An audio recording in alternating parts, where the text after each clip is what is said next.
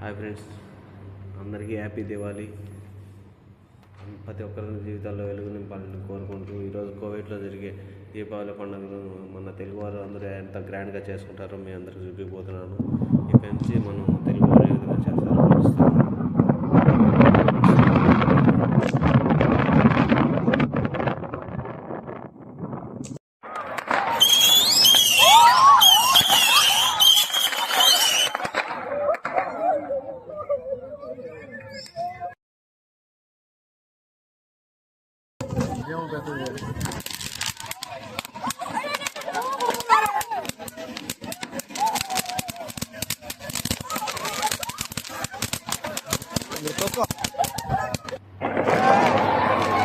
దీపావళి మనకి కోవిడ్